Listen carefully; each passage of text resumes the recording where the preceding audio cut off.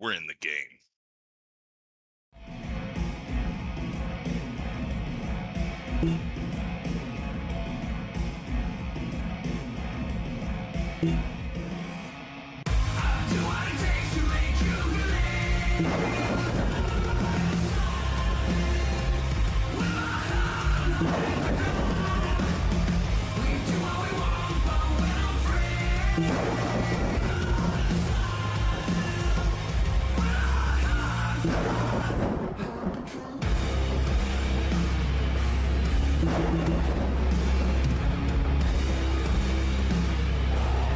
Gentlemen, start your engine!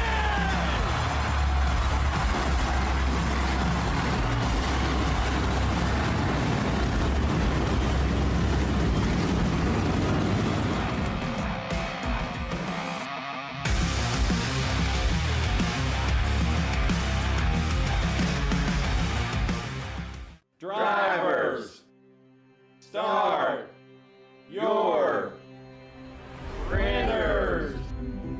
To keep pace with the ever-changing landscape of marketing and advertising, let Clark Print Shop help you spot the trends and keep you in front of the pack with all your color printing needs.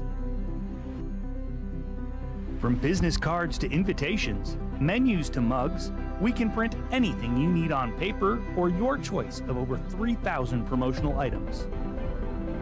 Visit www.clarkprintshop.com to browse our online catalog and place your order today, or call us at 276-889-3426. For a limited time, use the code iRacing for 23% off your first purchase. The staff at Clark Print Shop looks forward to handling all your color printing needs. Walking and Rolling Costumes started when my son Reese was born with cancer. So when I was 3 years old, I got my first wheelchair. And he wanted to be Wall-E for Halloween that year. And so I knew you couldn't buy a costume to go on a wheelchair at that time, so I knew I had to build one. My dad ended up building a Wall-E costume out of a Dell computer box. When we were all finished, he loved it. We took pictures of it and shared it on social media. So many people started sharing it that we started getting requests from people we didn't know. In 2015, we decided to build them for other kids because people were asking, hey, can you build them for my kid? So we started the nonprofit organization, Walking and Rolling Costumes, and we build costumes for kids all over the nation, free of charge to the families.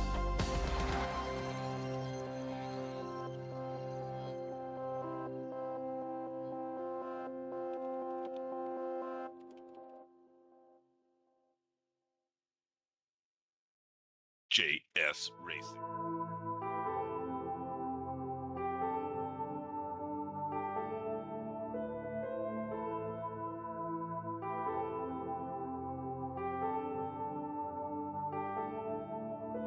Welcome in, everybody, for Saturday Night Racing League. I'm your host, Bradley Cooper. Gentlemen, start your engine!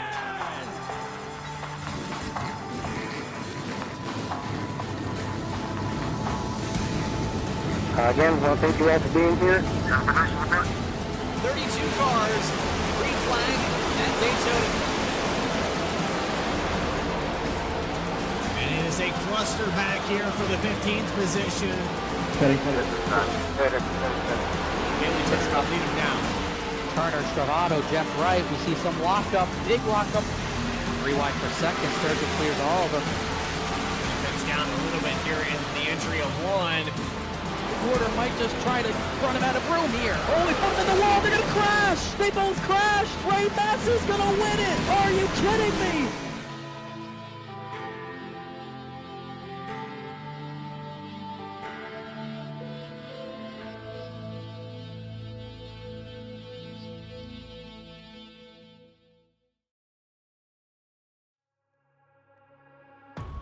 Well, it's week number 4, and it's time for the world's fastest short track. Iowa Speedway needs no introduction. It's modeled after Richmond. Rusty Wallace heavily involved, but for Saturday Night Racing League and their Challenger Series, we're live here tonight on V-Speed with some action-packed Midwestern racing. Welcome in, everybody. I am your host, Bradley Cooper, alongside Jeff Wright all season long. And Jeff, this racetrack's going to test some drivers.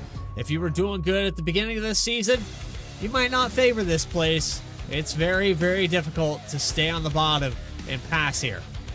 And it's a brand new rescanned version of Iowa Speedway. So this is a track that nobody has raced at least in Saturday Night Racing, like both in our Cup Series and our Challenger Series. So you're going to notice the new pavement in the corners. That's going to change the racing a lot. And, some guys that used to be really good at this version of track, it'll be interesting to see if they can carry over that skill set to this version of Iowa. I'm super excited to get this one underway. And the speeds are going to be up. It's hot. It's slick. I think we're in for a good night. When you take a look here at Iowa, 14 degrees of banking. It's just 7/8 of a mile in Newton, Iowa. Opened September 15, 2006. So this track is still relatively new to everyone in the scope of things, where you have a lot of other racetracks that are similar to it. They've been around for decades, and this place is ever changing. In its short lifespan, it has been rescanned. On iRacing, it's also been repaved several times. They've changed, remember the P11 grip strip they used to put around here to keep drivers to be able to pass. It is very difficult. It is, but it's also a track that will widen out as this race continues and as more and more rubber gets put down. So I think that we will see that racing come up off the bottom. I know that you're not going to be able to use the way high line like you could back in the old version of Iowa, because the new asphalt only goes up to about the second, third lane. So that's going to be kind of no man's land out there. But nonetheless, I still think it's going to be wide enough to see 2 wide racing, maybe 3 wide racing at times. But yeah, getting up there towards the, running towards the wall, I don't think that's something we're going to see tonight. Not much has changed here in the points. Chuck Sweeting still has a lead by about 10 points over Bryce Shoemaker, but what has changed, Brandon Wallace with a win. He gained 20 positions, and there's not really much to talk about here by week 3, so we'll briefly gloss over those points. But now it's time to take you trackside and get the grid up on your screen. Starting on the top position here tonight, Jordan Trask, after missing last week, he got a victory at the beginning of the season, but he's going to start on the pole with a 24.503. He beats out Philip Brewer for the front row. 44 in second position. Row number 2 belongs to Jared Skinner, Judson Curtis. Then you go back to row number 3 with John Phillips, Bryce Shoemaker, second in points, Justin Ritchie, and Noah Michalski. Still waiting on him to have a breakout race. He'll start in 8th. Top 10 here with Hunter Sr., Kyle Tom, and the number 8. And before we get too far, Bradley Cooper, I'm going to ask you, I'm going to need that stream up for myself so I can see. Starting in the 11th position tonight, that's going to be Keith Shoemaker in that number 88. Alongside him, our race winner from Echo Park Speedway last week, it's Brandon Wallace driving that number 99 machine. Ben Laughter will start 13th tonight alongside the 9 of Tad Dabney in 14th. Chuck Sweeting, the points leader, as you mentioned, will roll off in the 15th starting position alongside Logan Water in that number 71. Matt Shanoski had a good finish here last season. I believe he got a top 5. He rolls off 17th. Broderick Vaclavic in 18th. Austin Belkey, season 1 winner here in the SNR Challenger Series. He starts 19th. Michael Muncy, I believe, had a top 3 last time we were here. Actually, no, I think he won this race last time we were here, if I'm not mistaken. It was either him or Morgan Cook. Nonetheless, had a good run. He rolls off 20th. Yeah, I think it was Morgan Cook that got back-to-back that Kansas to Iowa week. Can't exactly remember that. Matt Dominic and Caleb Weekly, 21st and 22nd. Then you have Dylan Retzlock in 23rd. Max Cost electing not to take a time. You have Johnson New. It's a name I haven't seen here in a while. Rob Hample starting 26th.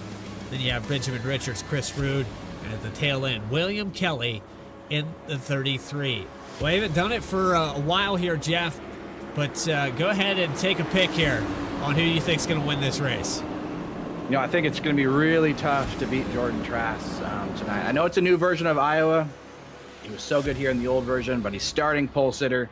I think he'd be a little bit crazy not to go after that 79 of Jordan Trask. Finished in the top 5 both of our races that we've been here. So go ahead and give me that 79. Jordan Trask, he gets it done today from Iowa. I'm going to take one a little audible back here and say that Bryce Shoemaker can find his way to the front in the 54. But here we go for the 4th race of the season.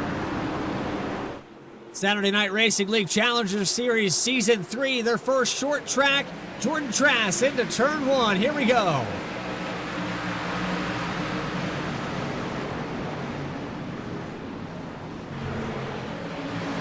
And the caution's out already. I think it's Tad Dabney back here.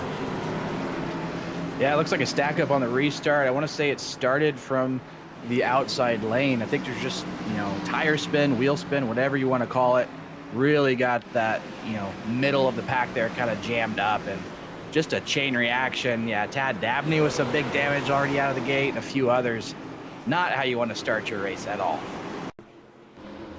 There's a look on board with Logan Watering. And this is actually probably 3 or 4 cars ahead of these guys. Quick check up there. We'll watch it one more time from our blimp camera. Go up here to the 8 car. I think it was the 8 car. 29. It was actually all the way at the very front that this all starts. Judson Curtis. It just shows you that anywhere really on the start, if one car or one row doesn't get going, it's going to be a big time chain reaction, because a lot of these guys, they don't have, a spotter up on the stand. They all have, the default iRacing spotter. And although very useful, they don't always, catch up the checkups like, having a real spotter on the top of the stand would do for you. So unfortunate for a lot of guys. There's, probably 5-6 cars at least, I think, that are going to start the night off here with some significant damage. So that's unfortunate. You're looking forward to getting to the racetrack all week, and Iowa is usually a kind of a fan favorite racetrack. And, to get out of here on the initial start of the race and already have your night maybe somewhat over, that's really unfortunate. I think some of these guys will be able to get that fixed, but I'm looking at the drivers that got significant rear end damage. They're going to have so much less downforce, and it's going to be a big handful all night long. You go back to the beginning of this season where Jordan Trask got the victory at Daytona. It was back-to-back there. He took the entire Season 2 to find his way to victory lane. It wasn't for lack of trying. He led a lot of laps. He was running in the top 3. He got a lot of poles. Just could not seal the deal until the very end. And now he misses a week. In Season 3, he falls out of the top 20 in points. He's back to 27th here. Yeah, a ways to go, but it is early. There's still a lot that can happen, but nothing could be better to bounce back in your return than maybe go out and get a victory. So you look at what he was able to do here last season, led most of the race, 105 laps led out of the 120 that we ran. Just kind of was on the short end of the stick with the strategy at the end of that thing. So I'm sure he's looking for redemption, and I believe this is one of his favorite, probably, and one of his best racetracks. So I'm sure Jordan Trask had this one circled on the calendar for sure. So just to let you know, the Powerball is at $1.4 billion right now. It's approaching its record. Just a little tidbit for you. So if you like to gamble, we also have our V-Speed odds. And Jeff, who do we have at the top of those V-Speed odds this week? Was it Jordan Trask? Yeah, we'll take a quick glance at them right here. I don't think we're going to be able to put them on stream. That might be for a few other reasons. But yeah, it was Jordan Trask coming out of the gate here, top of the field, plus 350, followed by Chuck Sweeting, plus 100, then Philip Brewer and Noah Mahalski, kind of your next favorite. So I think this is Jordan Trask's race to lose, at least in terms of what the betting odds makers believe. And I would have to say a lot of his competitors in here too, they know they got to go through him if they're going to want to win here at Iowa Speedway. Just to disclose, this is purely fictional. But what isn't fictional is Jordan Trask and Philip Brewer side by side, and another checkup on the outside. It looks like it's hard to get it going here on the start. Yeah, it must be really tough to get going on the outside lane. Philip Brewer able to gap him by a good 10 car lengths or more as they headed off into turn 1, and he will set sail and lead this first lap under green. Coming off of turn 4, 44 Philip Brewer. Nicely done. So it was snagged away relatively quickly. I think it has a lot to do with that initial start, though. Everything checking up, things getting a little bit weird. Philip Brewer benefiting from that. Now 6 laps led. You go deeper in this field, though, the side-by-side racing. Like you said, this track's going to spread out. It's going to work and migrate towards that outside wall, especially in 3 and 4. But right now, you can hang that bottom as Austin Belke tries to clear 411. Yeah, as our season 1 Iowa winner, working here at the bottom of the racetrack in that number red 24. It looks like he is going to maybe get the position. It's going to be tight. He will slot ahead in line. So put Austin Belke up another spot. And you briefly mentioned on your pick, Bryce Shoemaker, I believe, if I am correct. I believe that's who you picked. Not a bad pick at all. 2 top 10s and 2 races here in the SNR Challenger Series, a 9th, and last season, 2nd place runner-up finish. So Bryce Shoemaker would sure love to get 1 spot better here and get another win in the SNR Challenger Series. Brandon Wallace in the chat confirming about 75 to 80 laps on fuel. So that puts us past the halfway mark. But for these drivers, a one-stop race, so they have 4 tire sets available. I think if we have a caution within the next 5 laps, Jeff, you come down and get 4 tires, they're going to be oh so important. You're watching that clean air work out for Philip Brewer. Jared Skinner now up to 2nd. And Justin Ritchie holding up 3 positions now. He's on the move. Yeah, tires are going to be important here, especially with the conditions. You know, it's just around 1 o'clock in sim, and it's a clear day, not a cloud in sight. So this track is scorching hot, and that's just going to make those tires wear out even more. And you might think that might not be a ton of tire wear just because of all this new fresh asphalt that's been paved in the corners, but still the speeds are up that they're carrying through these corners. These tires are going to wear out. And with the fuel situation being past halfway, you know, typically in these SNR Challenger Series events, we see these become 2, maybe 3 stop races. The fact that it's a 1-stop kind of opens up the strategy to, you know, maybe allow some guys to stretch that run really long, maybe catch a caution at the right time and get a ton of track position. So it'll be interesting to watch how this plays out tonight. And some guys like Caleb Weekly that we're riding on board with, he started towards the back. I'm sure he's going to be looking to find his way to the front, and that might have to happen on strategy. Eye on the driver's eye on the track, and Caleb Weekly looking to the inside of Kyle Tom, who got a little bit of damage from that initial start. You can see how much wheel Weekly's having to put into this thing just to keep it on the bottom of the racetrack. That's another part of this race that a lot of drivers don't think about, is when you trail brake, when you're trying to put this car down on the bottom, there's an art to not burning up the tires on entry. A lot of drivers like to brake as late as possible, but sometimes it's better to trail brake a little less and back up the entry so you can get there and not scrub that right front off. Yeah, it's all about rolling those centers smoothly. That's probably one of the most important things that it comes to in a short track, and, you know, kind of those different approaches that you mentioned, that's attributes to having a good roll center speed. And Noah Mahalski is working the bottom of the racetrack. Another one of those guys that I believe started more so towards the back, and he is trying to work his way forward. So actually started 8th, but I think he got jumbled up a little bit with that first little stack up. So looking to get a couple of those spots back. He just got one back from the 88 there of Keith Shoemaker. Now he sets his sights on Austin Belke and Bryce Shoemaker just ahead. The lead is starting to shrink back up, though, a little bit here. 7-car Jared Skinner has gotten to the rear end of Philip Brewer. This B-class car not as affected by that dirty air here at Iowa. If we were in a next gen or even the Gen 4, I would say, yeah, Philip Brewer could probably play some defense, but it looks like Skinner definitely getting a better run off the exits. Yeah, he looks really strong right now, but don't look too much further back, and you're going to find Jordan Trask in the 79. So this top 3 is really checked out. And Philip Brewer, we know he's always very quick out of the gate. I think sometimes the concern with him is, you know, can he maintain that level of pace without falling off? And so far, he has led every lap here under green. But now we start to see Jared Skinner starting to get into the picture here. And we always say it, Bradley, it's one thing to get there, but it's another to make a pass.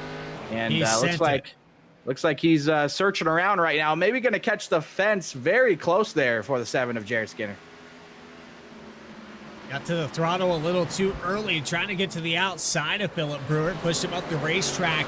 And you get out of that darker asphalt, it gets rather difficult to hold this car down on the rear end. He pushed all the way to the outside wall as soon as he left that seam. Yeah, once you get up there into the lighter asphalt, the older racetrack, it's a ton of less grip. So you really want to keep your tires into this dark, fresh asphalt down here. That's where all the grip is. And if you get pushed up out there, it's going to be easy to get in the fence, maybe get some damage. But not surprised at all to see Jared Skinner having a good run so far here at Iowa Speedway. We go back to last season, a similar racetrack in Richmond Raceway. He got second. So we know that Jared has the ability to run well on the short tracks here. And, although those two tracks, have their similarities and their differences, they're both right around the same length, and a lot of the same technique does apply. So look for the 7 to be strong all night long. Looking deeper through this field, the closest battle on the racetrack, Noah Michalski taking offense. He's been trying to get around Bryce Shoemaker for the top 10 for quite a while. This is about the limitation of these tires as far as, okay, I can get to the outside of somebody and maybe clear them off the exit of 2 or the exit of 4. Now there's all kind of line riding. It's follow the leader. And this is the preferred line all the way down to the bottom. Yeah, and riding on board, you can just see that a lot of these cars are not all that handling all that well. I mean, a lot of wiggling around, bobbling around. You see a couple different lanes being used, and guys, maybe trying to, enter a little bit higher, then drive it down. So it's, definitely towards the bottom of the racetrack where the grip is at, but there's a few different ways that you can approach it. Noah Michalski kind of electing to have a wider entry, cut it back down to the bottom. But when the cars are bunched up like this, dirty air is always a concern. It could be really tough to make a pass. And so far, it looks like getting around this 54 of Bryce Shoemaker is not easy. Austin Belke falling back a little bit to Shoemaker. 3 gets really loose there off of 4. But he's going to carry that momentum down to the inside. Shoemaker stays up in that second lane. Is this enough for Michalski to find a window? It's not. No, but he's going to keep at it as Bryce Shoemaker now going to take a jab at Austin Belke in the 24. And Austin Belke started 19th, and he currently runs in the 9th position. The battle is for 9th as Bryce Shoemaker is in his inside there, and Chuck Sweeting just ahead up a couple of spots, 15th to 8th. So Austin Belke not quite ready to let that one go, but it looks like Bryce Shoemaker might have the better exit. He does. He will clear him for the 9th position. Logan watering back here, fighting with Max Koss. This is for 16th spot. And most of the top 10 is quiet. But again, that battle for the lead still starting to accordion back together. Trask, who started on the pole, hasn't led a single lap here tonight. I believe he's in tire conservation mode, but he is chipping away about a 10th a lap. Yeah, and he's right there. I mean, this top 3, like we said, they've really separated themselves. And he might be feeling that, there's no real reason to push your car at this moment. He has the leaders in sight here. And at this point, with it being as tough to pass as it is, you might as well maybe sit back, try to save some tire, and maybe start thinking about when are you going to make that pit stop. I think a lot of the guys here are going to pit right around halfway. I think that's, probably the most logical thing to do. But if you want better tires for the end, you got to consider going longer. So that's going to be something that you'll have to wonder. Jordan Trask tends to be a driver that does like to go long. So I'm curious if he's going to pull that strategy again if these 2 cars in front of him decide to pit around that halfway point. And peeking to the outside of Jared Skinner, Jordan Trask looking for a way around. The 23 of Red Zulk falling back a lap down now. It's Matt Shanowski be the next car as we see side by side for second. Trask doors the 7. Light touch. Yeah, light touch, but I don't think Jared Skinner's going to be too happy about that. So we'll have to see if he's got anything left for him here, if he can keep him within reach or maybe return the favor. We'll have to see. But that did allow Philip Brewer to extend his lead ever so slightly. So Philip Brewer still looking strong. We'll have to wait and see. Can this 79 start to reel him in? Judson Curtis has Hunter Sr. Looks like the JS drivers starting to flip-flop with the 7 of Skinner falling back a spot. Hunter Sr. moving up a position. And now top 5 for the 1 car, up 5 positions. This is one of the drivers that I talk to a lot post-race. You know the Juicy Spider guys. They're always cool to hang out with. Well, Hunter Sr.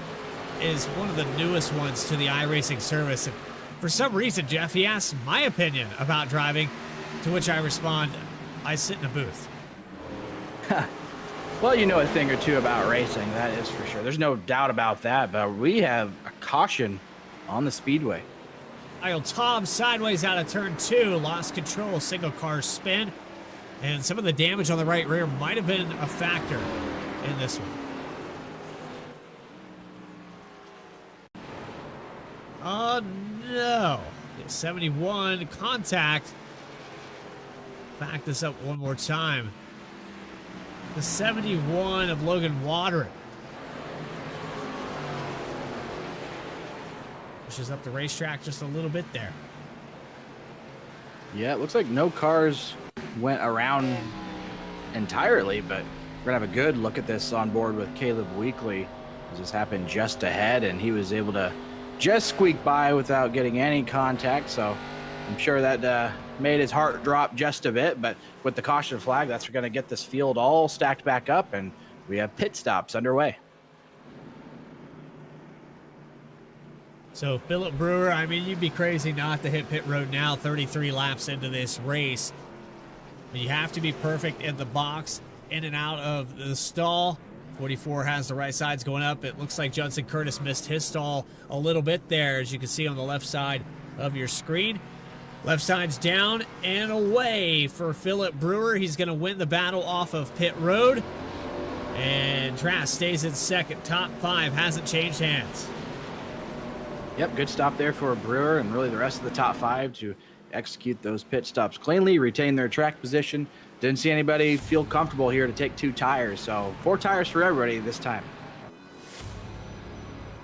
Well, we're going to take a quick break here. You're watching Saturday Night Racing League Challenger Series. We'll be back with more of week number 4 right after this. JS Racing. We're in the game.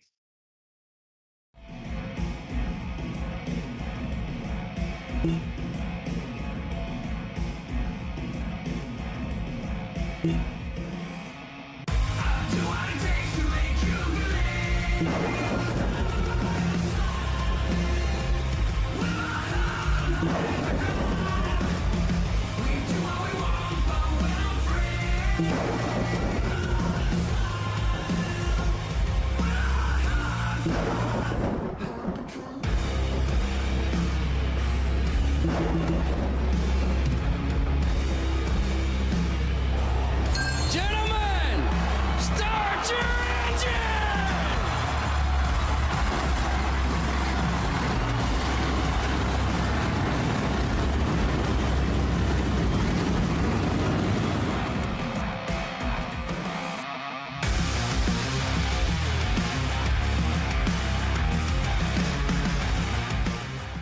Drivers, start your printers. To keep pace with the ever-changing landscape of marketing and advertising, let Clark Print Shop help you spot the trends and keep you in front of the pack with all your color printing needs. From business cards to invitations, menus to mugs, we can print anything you need on paper or your choice of over 3,000 promotional items. Visit www.clarkprintshop.com to browse our online catalog and place your order today, or call us at 276-889-3426. For a limited time, use the code iRacing for 23% off your first purchase. The staff at Clark Print Shop looks forward to handling all your color printing needs. Back underway here for Saturday Night Racing League Challenger Series at Iowa Speedway. And the leader, Philip Brewer, since the beginning of this, has led every single lap, and he gets out to another great restart.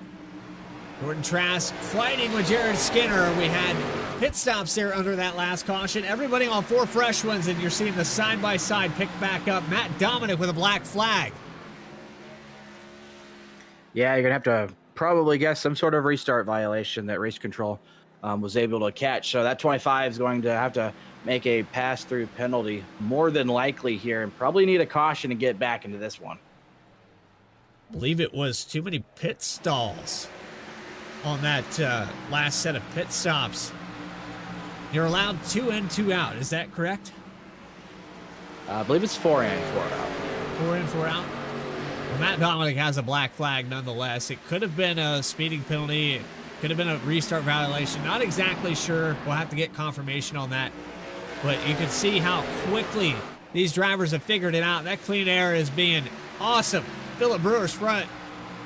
He is pulled out now half a second. Yeah, and I'm sure he's itching to get back to victory lane as well. Philip Brewer has been so competitive everywhere we've gone, but it seems like sometimes the races he feels like he should have won, they've slipped away.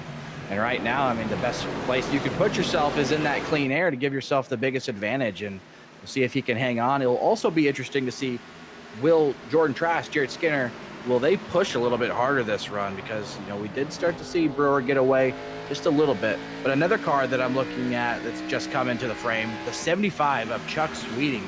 He started deep in the field in 15th. He made a lot of progress that first run. That yellow flag now was probably the biggest gift to him, because now, you know, he's right caught back up with all these guys. He was like 5 seconds back. Now you're up here with the leaders, and he's got leader-type pace. So I'm looking at Chuck Sweeting here. I think this is a driver that can get up there and maybe challenge for the lead.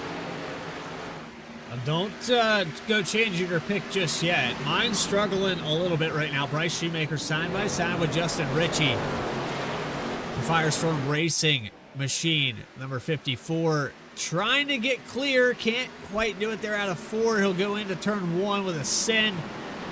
Ritchie going to hang on his outside with his own. And they're going to stay door to door down the backstretch. Yeah, Justin Ritchie going to get the run off too. Bryce Shoemaker not going to give up just quite yet. He sends it to the bottom of the racetrack, and these two are pretty much dead even right now. Neither one can get an advantage. Bryce Shoemaker now slips up just a little bit. I think that might be enough for Justin Ritchie to clear.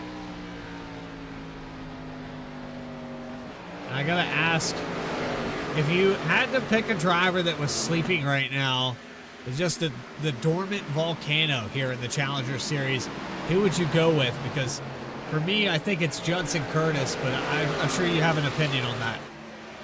Yeah, I mean, I think if I'm going with the sleeper type pick, I'm going to go with Max Koss, just because this guy has a really good resume, particularly at the Cup Series at Iowa. So he's posted 2 top 10 finishes in 4 starts.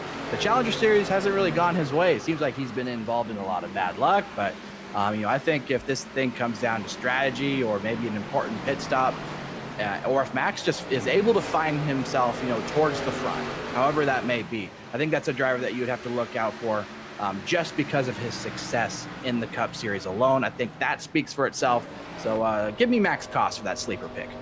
William Kelly now up 15 positions, but starting to hemorrhage those spots as you see Caleb Weekly go by on the inside. Now back to 15th spot for the 33. And Kelly has shown some glimpses of greatness. Down a lot of good laps there, but it just didn't work out at Echo Park. And again, that goes back to the product of racing that the new racetrack has brought to us. It's a game of survival every time you go there. Yeah, it really is, and I think that one probably more so, you know, than the Daytona and Talladega type races we go to, just because it's so narrow and you have less time to react. But yeah, it was Brandon Wallace at the end of the day getting the big win there at Echo Park Speedway, the first of his career, and we tallied it up last week between both series, Cup and Challenger. That was his 111th start, and that's when his first win arrived. So was happy to see Brandon Wallace get that W. I talked to him a little bit here in the pre-race, said, can you back it up? He said, we'll see. I think he did get some damage, though, unfortunately, on that first stack up. You can see the back end pushed in. That's going to make for a long night, unfortunately, for Brandon Wallace, but still, he's probably super excited to finally get that first win under his belt. Yeah, and Brandon Wallace, like you said, very faithful to the Saturday Night Racing League. He's very faithful the V-Speed. I think he's one of the drivers that on any given broadcast through the week, you can find him on there. And as we ride around here with the driver of the number 99, he's got the driver cam back on. So there you go, Brandon Wallace. Maybe we need a different camera angle here, Brandon. There he is. Maybe a little bit lower angle. Must be listening to the broadcast too, so he must have got the volume up. So always good to have these awesome onboard shots with our drivers. We always do appreciate it, and I'm sure just by looking at some of the steering inputs there, that car is not super fun to drive. I don't know if Brandon, you can hear us, but I would assume that you would probably agree with that statement. So hopefully we get a caution or two here and you can get that car fixed up a little bit more, and it can start to be a little bit better handling, a little bit quicker.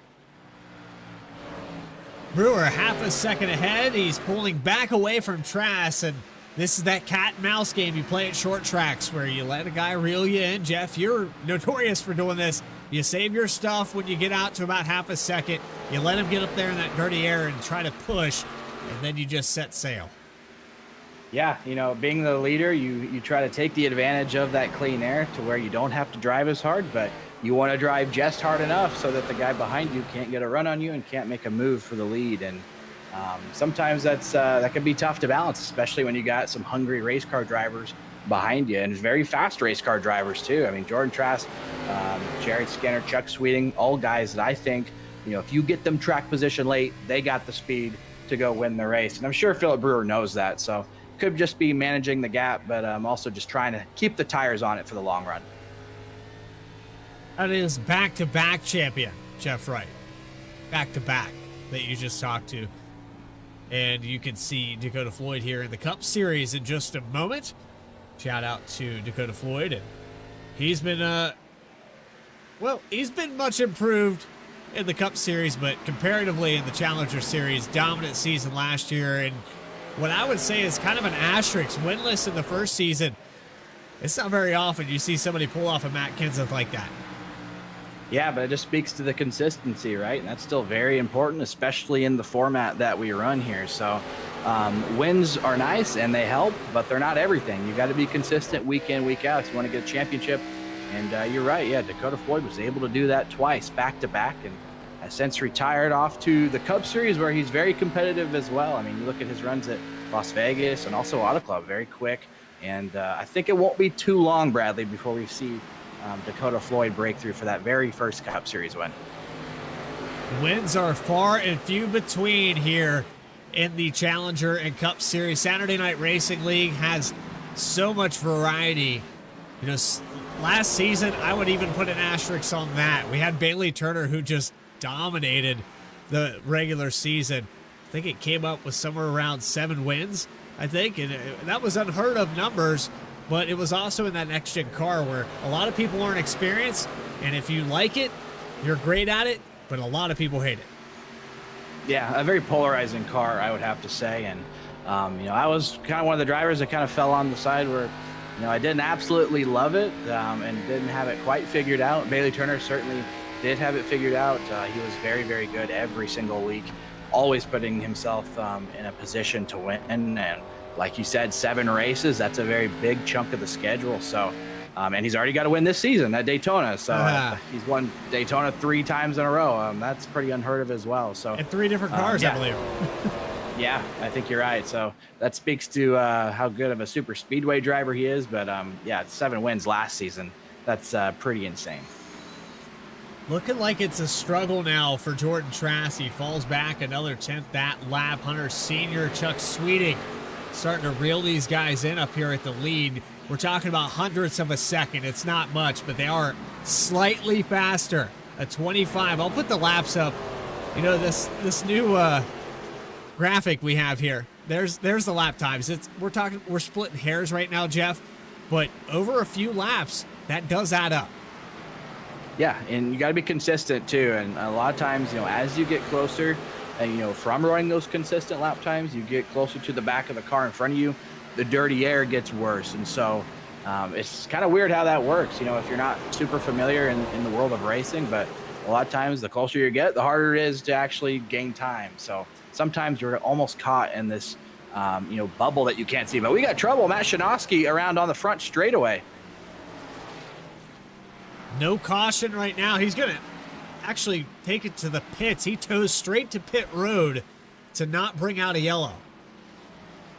Yeah, not sure what happened there, but really unfortunate set of circumstances there for the 31 of Matt Shinosky, who had a great run here last season, finished in the 3rd position, got a podium finish, but unfortunately gets a little bit tangled up here.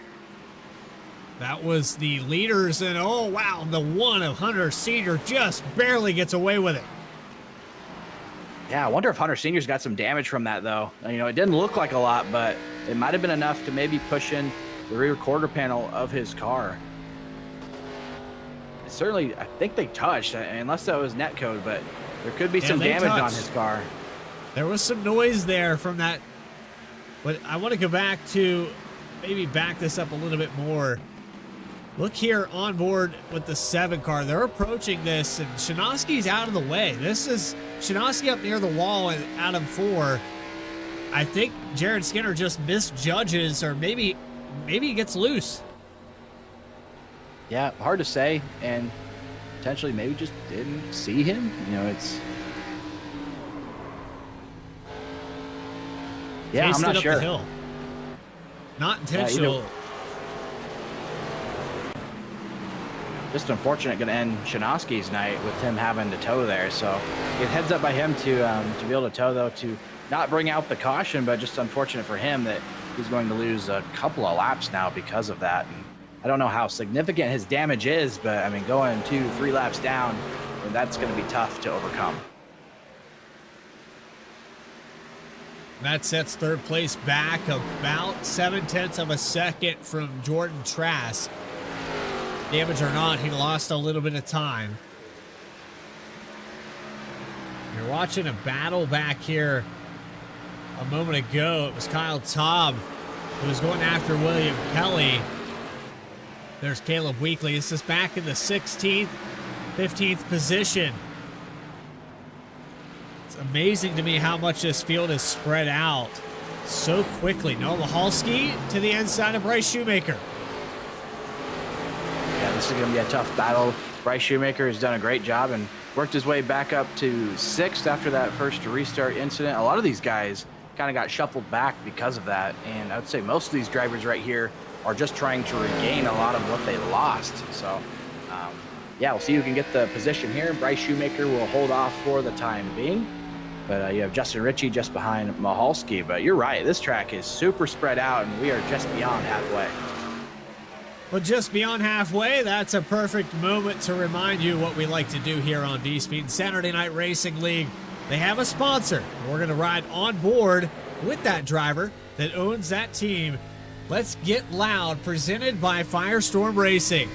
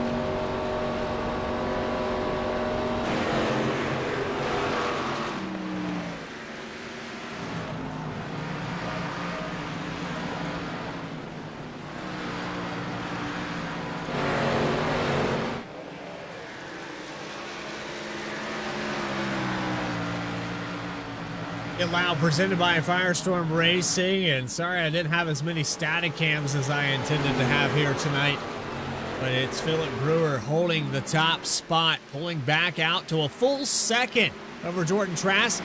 Some of these drivers, Jeff, are still playing that kind of halfway mark with the fuel strategy and the tire strategy.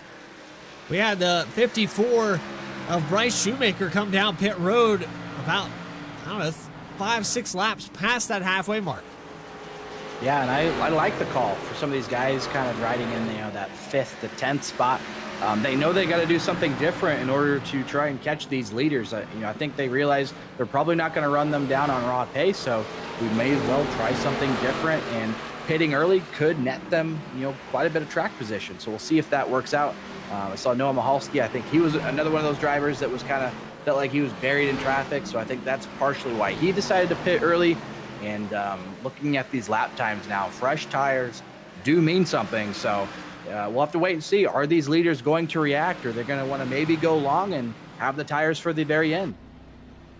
Down pit road for Ben Laughter as well in the 16th position right now. And, like I said, guys outside the top 10, pull a strategy, do something different. That's, if you keep doing the same thing every single lap, it's a sign of insanity. If you think it's going to work from 14th position right now, as spread out as this field is, Jeff, you have to do something else, because raw pace is not going to cut it.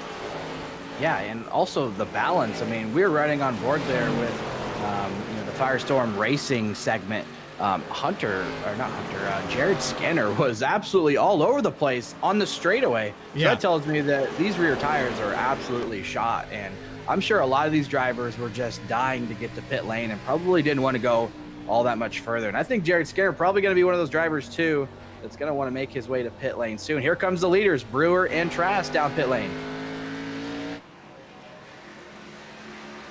Jordan Trask did not fold. He did not blink when the 44 called out pit road, and he is right on the back end. This is going to be interesting, Jeff. If they can both hit the box perfectly, it's going to be a tight battle coming off of pit road. It'll be nose to tail. And I'm a little surprised, too, that Jordan Trask is electing to go down with the leader. He's been one of those guys that he really likes to go long, likes to have the he made a tires mistake for the very end. Yeah, that's going to cost him. It doesn't look like much, but you're going to see that on track. Once both these drivers lead, that's going to result in a fairly big gap here, so long that Philip Brewer stop goes smooth, and it looks like it did. He has gone in a way. Look how much time he lost there. When they were coming out pit road, Jeff, they could fit maybe a car and a half between them. Now it's 10 cars long. Yeah, that just shows you how important pit road execution is. That has cost him a ton of time. We'll see if he can get up on the wheel, try to get it back. Jared Skinner in the 7 comes down pit road. He led a lap now. Comes out with Hunter Sr. in the 1 car, and green flag pit stops. A little variety here at Iowa tonight. We've seen a little bit of everything. Aside from the 2 cautions we've had here tonight, look at the cluster of cars coming out of turn 2. Yeah, that's going to be tight. And also, just quick glance there, I'm worried about Hunter Sr. with maybe a blend line violation. I don't know if he was able to keep it down below the blue box. I guess we'll have to see here, but that definitely looked close if he did get away with that one. But yeah, cars all over the top of each other right now on different tiring strategies. So Ben Laughter was just in. Jordan Trask obviously was just in. So these guys got pretty fresh tires. I think some of those short pitters back there, maybe like Caleb Weekly, I think they ended up coming in a little bit earlier. So probably we'll see these drivers stretch away from the rest of this pack and start working their way back toward the leaders. And you can see the time lost there for Trask. That puts him back on the front end of Jared Skinner when they came in and out of pit road. Trask had actually made up time on Skinner, but he gave it all back. And so this is one of those situations where you have to execute. If this race goes green all the way to the end, you're going to look back on this race and think, man, what would have been? And you also have the other side of this strategy. With pretty much the entirety of this top 10 right now, you have Sweeting, Ritchie, Phillips, Belke, Sanu, Taub, Weekly, Kelly, Rude, Richards, and Wallace. I think they're hoping a caution comes out. They're going to run this thing out of fuel. Yeah, and you might as well. Yeah, Caleb Weekly was actually one of those drivers I thought had short pitted, but no, he has actually stayed out. So he's going to run this thing long, along with a handful of other guys. And as I was getting at, I mean, if you're kind of, 15th on back or somewhere around there, why not take a gamble? I mean, what do you all have to lose? Caleb Weekly, unfortunately, I know he was disappointed in his qualifying effort. So just looking for a way to potentially get some track position. And yeah, if the caution were to fall here, relatively soon, he could be right back in this race. I'm not exactly sure who Christopher Hodges is spotting for here tonight, but I'm going to take a guess. I'm going to take a guess and say it's this guy right here, Benjamin Richards, but there's a look at Chris Hodges, fully focused, and I'm sure he's paying attention to the broadcast as well. Yeah, I'm actually looking on him. I believe he's spotting the 33 of William Kelly, actually. There you go. At least that's what iRacing says. So doing some spotting and crew chiefing here in the Challenger Series, and expect him to be racing with us. Yeah, 33, there it is. He confirmed it for us on camera. So spotting the 33 of William Kelly currently as it sits, and having a top 10 solid run so far. And yeah, we'll see Christopher Hodges in the SNR Cup Series later this evening at Rockingham Speedway. 75 came down pit road there just a moment ago. But he's going by on the inside. Justin Ritchie is now our leader. And another car coming down pit road. Looks like they were trying to go to pit road. I think they missed it. Maybe coming in a little bit too hot and had to swerve out last second. So I didn't quite catch exactly who that was. Yeah, that's going to be the 23.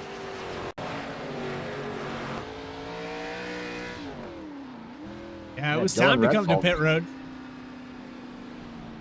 Yeah, certainly looked like it. Maybe just letting cars go by. It got really loose out of turn 2. Didn't want to interfere, but this is... Change the mind. Nope. Carrying a little too much speed, I guess. So rather than put it in the barrels, he figured I'll just go around another lap. Probably a good decision. So he still has a race car to compete with, but he'll get into his pit stall there and put 4 tires on it, as comes Chris Rude in the number 32 Ford Mustang, sponsored by Walk and Roll Costumes, a very big sponsor that we have here at Saturday Night Racing League. So always appreciate everything that Chris and all the guys there at Walk and Roll Costumes do for Saturday Night Racing League. How rude. Play on words. Come on, Jeff. You got to give me something here. We're spread out. Hey, I know. Green flag pit stops. Got to fill the time. Got to fill the space. And we'll be looking forward to get that Walk and Roll and Clash coming back. I believe we're shooting for January, February. We're trying to coordinate with Chris Rude on that and maybe make that an annual thing. It was a big success last season. So if we can get that set up again and have another big event and raise some money for a great cause, we'll gladly do so. Bunch of Caleb Weekly riding around here in the 7th position. William Kelly just ahead of that. We watched Christopher Hodges spotting for the 33 just a moment ago. This is a caution that might not come, and these drivers are going to be right on the line. It was 75 to 80 laps on fuel. We're 58 on the stint. Nobody seems to be saving anything. I think they all have to pit from about 7th place up. Yeah, definitely going to have to pit. No way that any of these guys, I think, can go 30 extra laps here. So we did have, a caution or two early in the get-going there. So that allowed some guys to probably extend that number by 5 laps or so. I would expect to see guys pitting probably no later than lap 100. I don't think they can go that long. Nelke in the wall, a little bit off the pace here. That's John Sanu in the number 86 going by for the top 3. 24 car. Kind of shocked to see how much he's struggling here, but also can't really buy into too much of what you're seeing on your screen right now because all these strategies are flipped. Everybody's playing a different hand. Unlike at the beginning of the race where we were all kind of on the same strategy, the same stance. Now it's a chess match for 7/8 of a mile. Yeah, and Austin Belke really, I mean, I wouldn't say was struggling actually at all. I mean, he was one of those drivers that really drove up inside the top 10 and he actually started got the 9th. Yeah, started deeper in the field, running 9th, but I think, you know, he's not content with just running a top 10 day. I think he wants to maybe put himself in a position where he could go out and potentially get a win. And I think, you know, the way it sits right now, if he's banking on that late race caution, that would give him great track position, give him a chance to maybe go up there, compete for the win. So I like the call. Get aggressive with it. He's won at Iowa before, and I'm sure he's thinking, why not try to make it too? So, and I think relatively where he was running compared to everybody behind him, I don't think he's going to lose a ton of time doing this. I think he had a pretty big gap to a lot of the guys around him that he figured he can run long and maybe not pay the price on the back end too badly. Philip Brewer would be your net race leader after all of these stops conclude.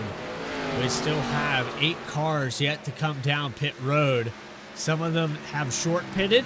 Philip Brewer, 19 laps on the stint, but you had Bryce Shoemaker who picked up a few positions. He would be net around the top 5 if all of these drivers came down pit road. But Philip Brewer picking them off really quickly. He's now kind of eclipsed that part of cars that have not hit pit road, working on William Kelly next. Yeah, Christopher Hodges, get ready on the spotter stand here. We got a really fast car coming to overtake your driver there in the 33 machine. So I'm sure he'll get on there, get it on pretty smooth. And yeah, it's going to just be a matter of time till Philip Brewer cycles back to the race lead. You know, that's if we don't get no caution, which we don't want to try to speak one into existence, but that is just the reality of the situation as Phillips continues to lead and rack up some more laps led. And Justin Ritchie also led for a little bit. We had Ritchie up there for a while, but I just heard clutching from the 77. He's going to try to make it. Boy, that would be something if he could make it. And to do that, I would have to assume he would have been having to save, you know, really early on in this run. And Bradley, you know, me being the co-commentator here, I actually can't hear the audio on the stream, so I'm glad that you pointed that out for me. So I don't always get to hear or see the entire story of these runs. But yeah, if he's clutching it, I mean, that tells me he thinks he can make it, you know, so he's probably still going to have to clutch pretty aggressively to the end. Here's some numbers for you, Jeff. We just saw the chat there with Brandon Wallace. 75 to 80 laps was about the fuel run there for Brandon Wallace.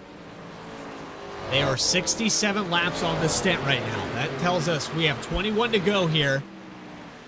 He's going to have to stretch it an additional 8 laps. Is it doable? You know, doable, I would say it's possible, but I think the other thing that you have to be a little bit concerned about is Philip Brewer going to catch you before that even matters, because we're seeing him continually eat into the lead here. Philip Brewer has it down to under 5 seconds now. So if he can save enough fuel and make it to the end, I mean, probably a net win for him, but I think Brewer's going to catch him regardless. John Phillips is having a major connection issue now. He is in save mode, but he is blinking in and out of this racetrack. Yeah, so now you have to wonder, is he going to lag out of the race session as well? That could be a tough break for him as well. And I don't know, you have to tell me, is Justin Ritchie also on that same strategy? Is he clutching, trying to save some fuel? Well, that's right on board. As you see, yes, he is. Wow. So that puts a couple drivers in this boat.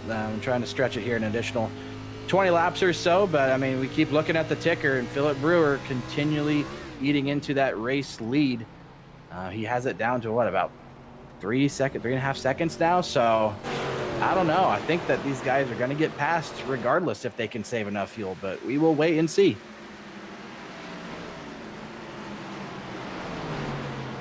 A lot of blinking there from the 77. You can't blame him for trying, though, right? I'm worried that race control is going to ask the 77 around this lap traffic to back off. They don't know where he is. We could get a caution because of that. Yeah, it's just tough, you know, being the race leader. I'm sure he's probably praying for a caution right now, because I think he probably knows that Philip Brewer is here, and it's just a matter of time before he gets him. Maybe they'll pull off as soon as the race leader passes them. Maybe they'll pit, unless they're dedicated to this fuel strategy situation. And they think that they can, limp it home to the end and they have a net positive finish relative to where they were running before this entire pit sequence began. Yeah. Up 4 spots for John Phillips. John Sanu just did an overtake for 2nd spot. And I'm interested to see if Sanu is on the same strategy as well. I would assume as they continue to stay out here. No, Sanu is still on the power and coasting through these corners. So he's kind of committed to that if a caution comes out strategy. He now has Philip Brewer in the mirror with 15 to go. Yeah, and looking at some of the guys behind Brewer, I think Jordan Trask is the closest in terms of the guys on tires. And, he's a ways away from him as well. So Jordan Trask got some lap traffic to deal with. It's going to be a little bit tough to navigate and might slow him down a little bit. But the battle for what would be second, as Brewer, we expect him to take over the lead here shortly. He's working on Justin Ritchie now for second, for the second spot. Or Sanu, sorry, for the second spot in the 86. And Sanu having a great race too, despite all this. I mean, he started in the back, passed a lot of cars, decided to get aggressive with the strategy and see if this would work. It's starting to look like it's not quite going to pan out, as Brewer's just got one more car to pass. Where is it? Might be a little tricky to pass this one if you don't know where he's at, but I'm sure Philip Brewer is going to use extra caution here, and he certainly has a lot of extra speed in the car compared to Philip. So I'm sure it's just going to be a matter of time until we see this 44 back to the point. And John Phillips might have just lost the connection entirely. Yeah, I see that too. It looks like it just disconnected. So that's going to be, unfortunately, the end of his night. And Jordan Trask is almost 3 seconds behind. So you go back to that pit stop, right? These two drivers were battling for the lead, pit in right next to each other. Jordan Trask slips up a little bit in his box, gives up some time, puts him deeper in traffic. And just kind of a snowball effect. Looks like he was never quite able to recover, but we still got more than 10 laps to go here. So this thing isn't over yet. You never know what could happen. How quickly it can happen, though. It transfers to those, 0.2 of a second. You mess up on pit road, and it turns into 2 seconds for the top spot. There's a pass on a lap car. That's a 71 machine. Logan Wadrick going a lap down now. Actually, was a lap down going by for Jordan Trask. Then you go back to Hunter Sr., Jared Skinner. Johnson knew. I admire what he has pulled off. He is 1.7 seconds ahead, and if he can make it to the end of this race, this would be phenomenal. But he is right at that fuel window now of 80 laps. And he has not been clutching it. So I would expect John Sanu to have to come down within the next 5 laps. Yeah, you would think so. But, I mean, despite all that, what an effort by him. Started 25th, and he was the guy that passed a lot of cars, too, before this entire strategy took place. So great run for John Sanu in his return to the SNR Challenger Series. It's been a little bit since we've had him racing with us here on Saturday night. So good to see him back. And some other drivers, talking about some of the biggest movers of tonight. You got to look at some other drivers like, Kyle Taub, he's up a handful of spots, 10th to 7th. William Kelly being guided by Christopher Hodges, 28th to 12th. That's a pretty big move. And Max Cost, we talked about him. I talked about how good his resume is here, especially at the SNR Cup Series, 24th to 15th. He's passed a lot of cars as well. And any other drivers you could think of right now that just haven't had a good day as we conclude. We're just about 5 laps to go. I would say the tough break is for John Phillips. He never got to actually defend his lead. It was a connection loss for him. But then you go to drivers like Matt Dominic, Michael Muncy. You mentioned Muncy, who had plenty of success in the 19 here at Iowa. Never had a chance to actually perform here tonight. Yeah, and really from the get-go, man, it's just been all Philip Brewer, though. I think he obviously was, had probably the best short-run pace. Through the middle stages of the race, we thought there was a few guys that were maybe going to hang with them. Jordan Trask came to mind, Jared Skinner.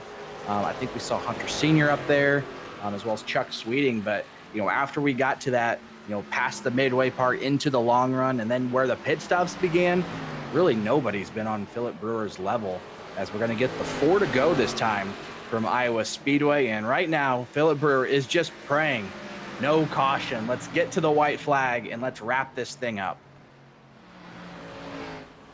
That is absolutely on his mind, but for everybody else that's, 3 seconds or more back, Jordan Trask is thinking, I hope a caution comes out.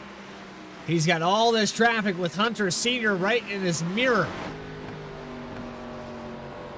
Yeah, what a great drive, too, for Hunter Sr. I mean, we talked about him, a little bit earlier on as well.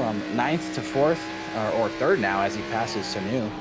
So put him up to the podium position. I'm sure he would love to get out of here with a top 3 finish, and maybe he wants to grab one more spot before this is all said and done. Does he have anything here for the 79 of Jordan Trask? We're going to get 2 to go. He is driving a lot lower than the 79. Here comes Brewer across the line. Look back here to Trask and Senior. Top 3, not any different than it really was with this strategy.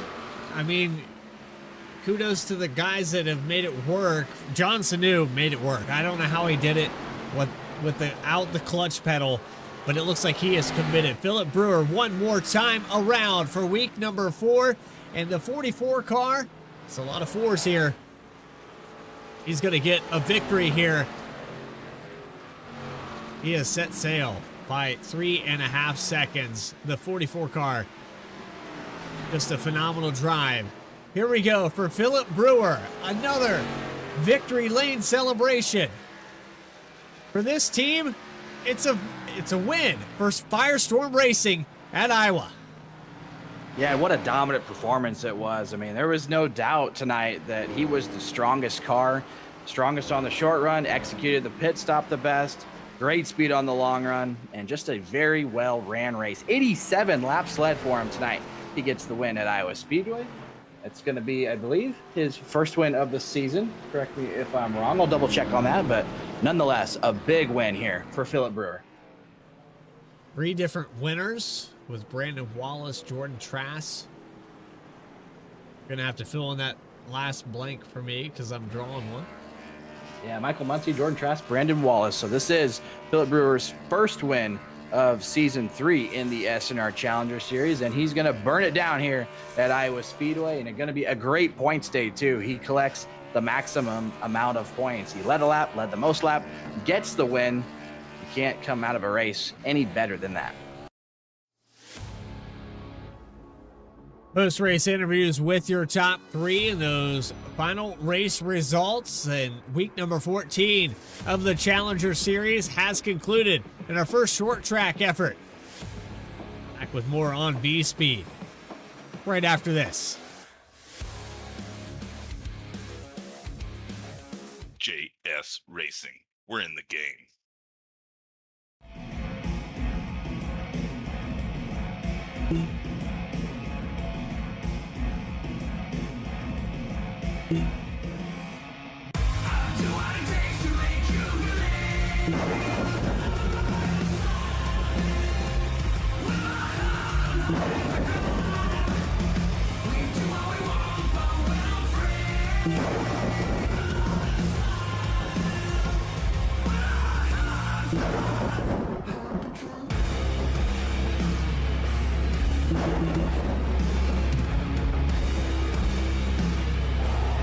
Gentlemen, start your engine!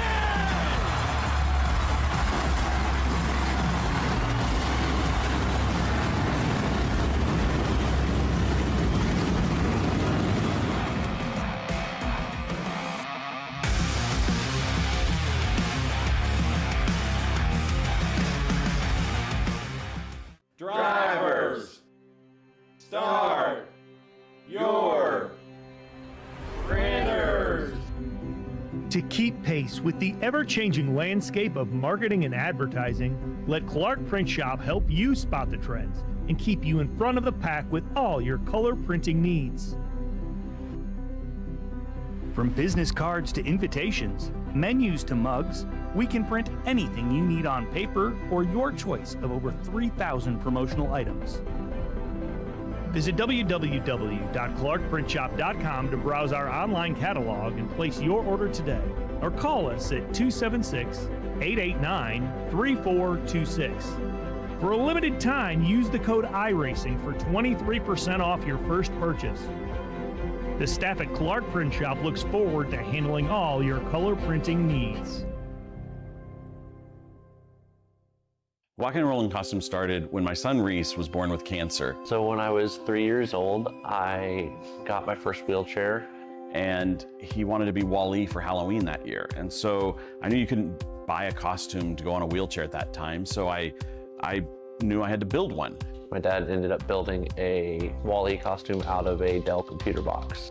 When we were all finished, he loved it. We took pictures of it and shared it on social media. So many people started sharing it that we started getting requests from people we didn't know. In 2015, we decided to build them for other kids because people were asking, hey, can you build them for my kid? So we started the nonprofit organization, Walking and Rolling Costumes, and we build costumes for kids all over the nation, free of charge to the families.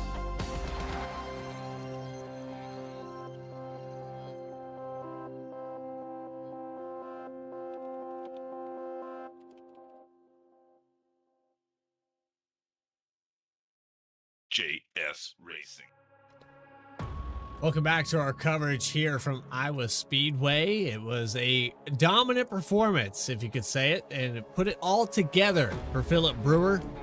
He finally finds his way to victory lane in week number 4 of the season number 3. Philip Brewer, Chuck Sweeting with his consistency, it's been just good enough, but I think the 44 car can find his way to the top spot in the points very, very soon. Final race results up on your screen. Jordan Trask, who started on the pole, I don't believe the 79 led a lap here today, Jeff. I'll have to go back and look at that, but I don't think he did. I think he was running in second or third all night long. 79 car is going to pick up a podium finish, but tough break for him. Hunter Sr. will get a word with those top 3 drivers in just a moment. It was John Sanu, the only driver that worked that flip strategy there. 87 laps he pulled off here on the stint. He'll get a top 5 finish with that. Jared Skinner, who was probably going to finish in the top 3 had this strategy not flipped, he'll get 5th position. Bryce Shoemaker, my pick here tonight, he'll get 6th spot. Then it's Kyle Taub in the number 8. What a contrast for him. He was another one of those drivers that gained a lot, though, on that flip strategy. 87 laps on the stint for him as well. Noah Mahalski will finish in 8th position. Your points leader coming into tonight, Chuck Sweeting, in 9th. And it's been Laughter with a top 10. Jeff, you know what? I think this is back-to-back weeks for the 64 in the top 10.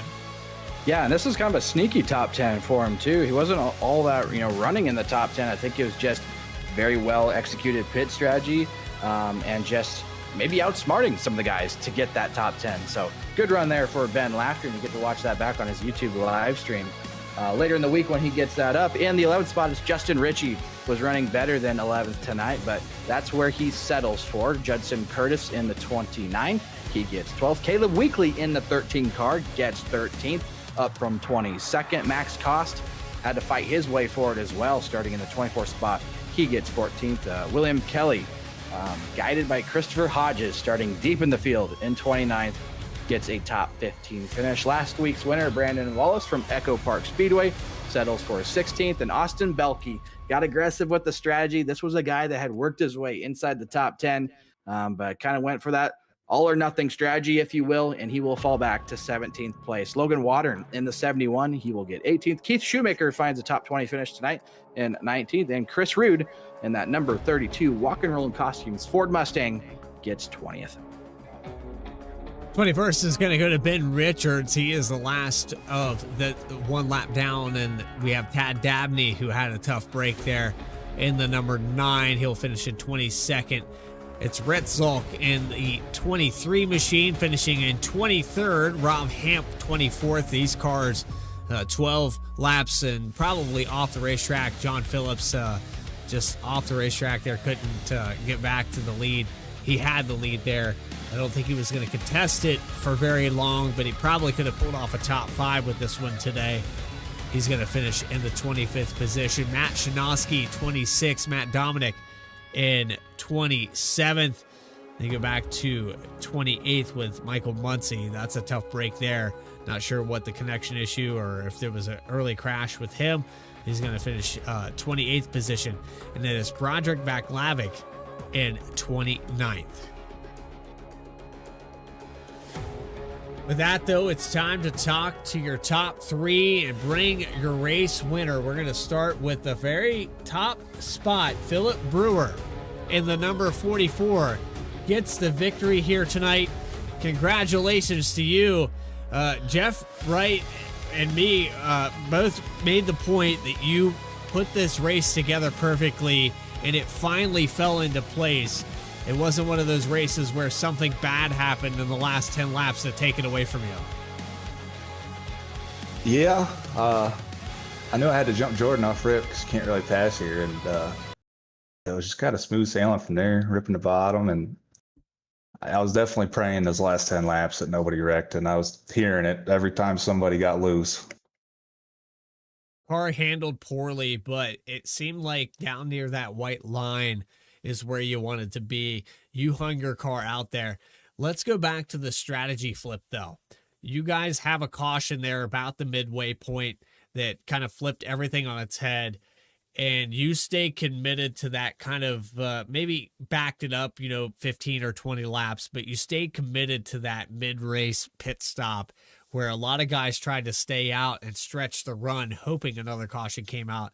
How did you know? Were you confident that that was going to work out? I was not. I was thinking you could stretch it if you really wanted to, but the tires are going to be a big concern. And I was just kind of waiting for one of the guys behind me to bite, and then Jordan announced it before we got into 3 that he was pitting, so I just came in with him. Didn't want him to jump me. Well, that was a flip-flop from what we saw. I actually thought it was you that called it out and Jordan followed you in, so it was you that dictated that move. Oh, yeah. If he would have came in before me, I think he would have been around me because it was good second and a half difference on tires. Well, Philip, you put it together. You have 87 laps led. You took the lead from lap 1, and outside of the flip strategy, you probably would have led every lap here tonight. Just a dominant performance of the 44 car. Is there anybody you want to shout out or thank for putting this car in victory lane for a third time? Big shout out to FireStorm Racing. Those guys are a great help. I know Bryce was racing guys hard, and we did a lot of practice before the race, and the line I was running was a line that he found, so I got to give this one to him, really. You are tied for third most of all-time wins in the Challenger Series, and this is a long list with Noah Mahalski, and you have Dakota Floyd at the top of that, so keep doing what you're doing 4 weeks in. No reason you can't be one of those drivers that gets the top spot. Hell yeah, I'll be trying. I want to break some of Dakota's records. Yeah, you and me both, buddy. Philip Brewer, congratulations, man. We'll see you next week at Michigan. Thanks. See you guys.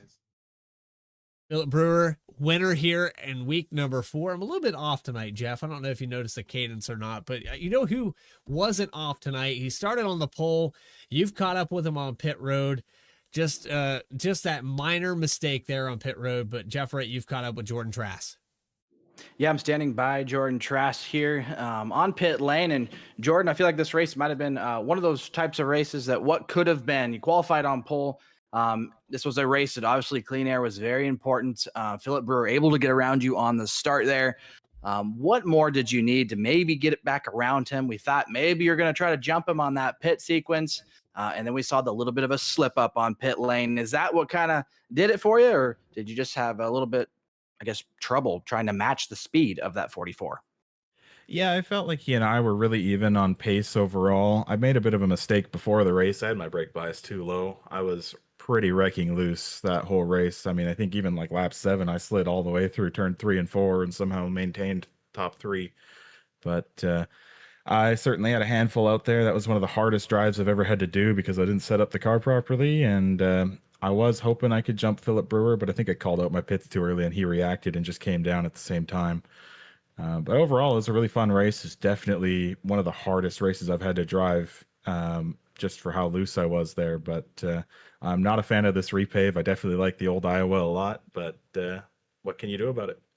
Yeah, I was actually going to touch on that just a little bit, kind of maybe comparing the two racetracks, and maybe we'll do that in just a minute. But Bradley and I were actually kind of surprised that you were going to split it, just that soon. Typically, Jordan, it feels like you're one of those guys that likes to go longer, get the advantage on tires, and then really try to reel somebody in on the long run. Kind of like Kevin Harvick in a way. We call him the closer. He's always very strong late. That's kind of what we thought you were going to do again. But what kind of went into the decision making there to pit at that time? Also, I'm sure looking back now, you're probably wishing that you didn't call that pit stop out.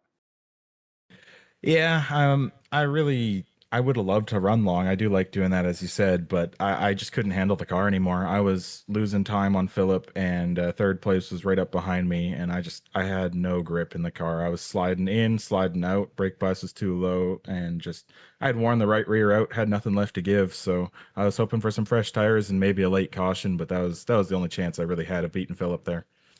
Real quick, we touched on that. You're not so much a fan of this track version compared to the last one. Still a second place run, so that's impressive in itself. But what would you say is the biggest difference? Is it just the techniques don't translate as much as that you felt that you were comfortable with, maybe on that old version? Is it just that the track is narrow? You can't run the top like you could the old version. Why do you think that this track races so differently? Yeah, I think the biggest thing is just the fact that they didn't pave the whole track. They only paved the bottom. I was definitely a fan of running that top of 3 and 4, and you can't touch it at all anymore, or else you're more than a quarter of a second slower in the corner.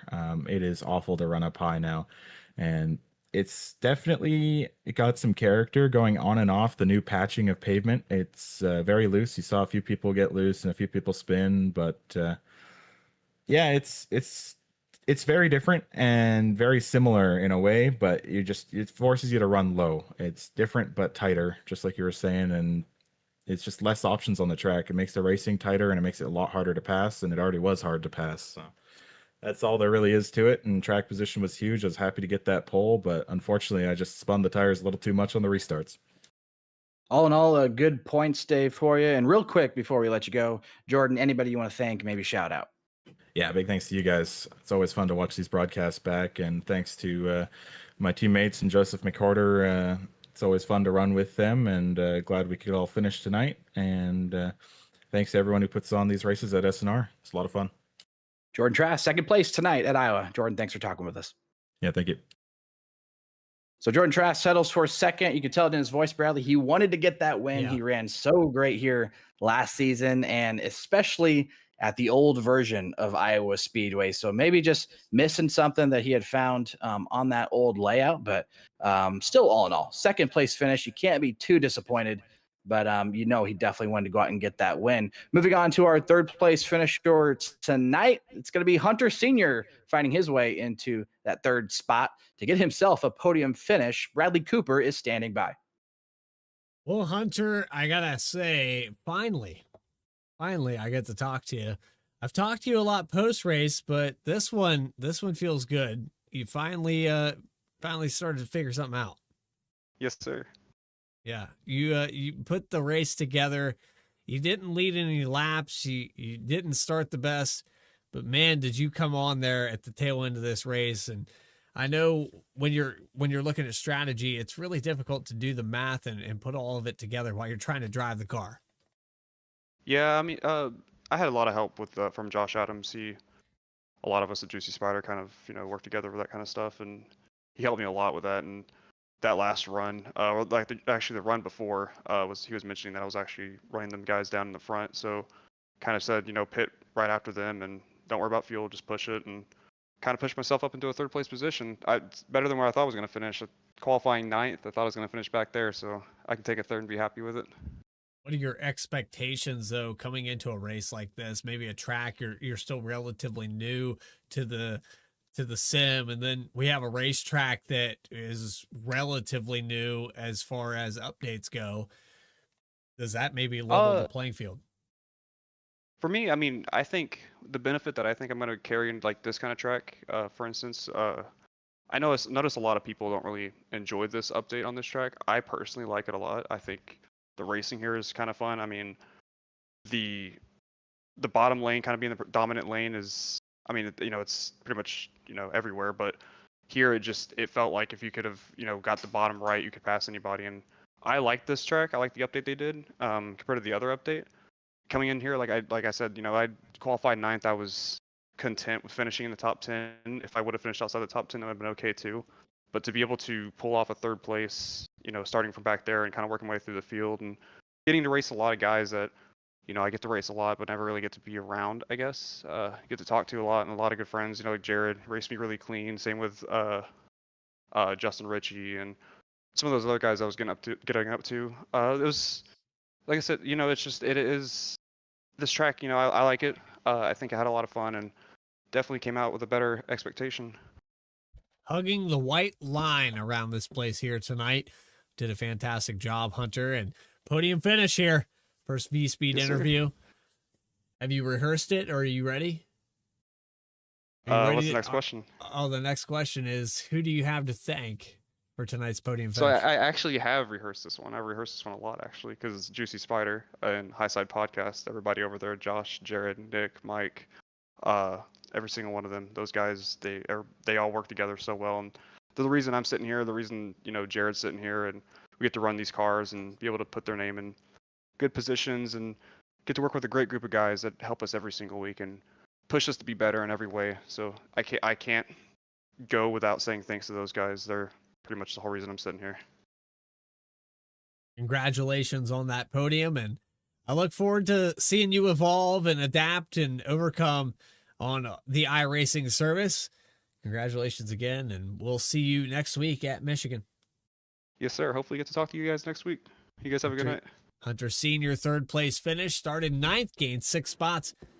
We'll pick it up right where we left off. We got more action here, Jeff. It's far from over here for Saturday Night Racing League.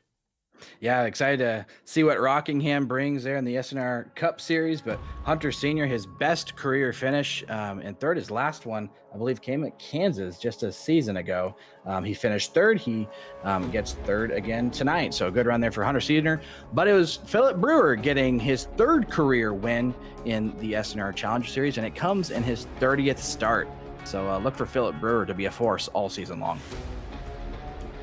Well, we got to take you to Michigan, the Irish Hills. This racetrack definitely puts together some great racing. That'll be next week.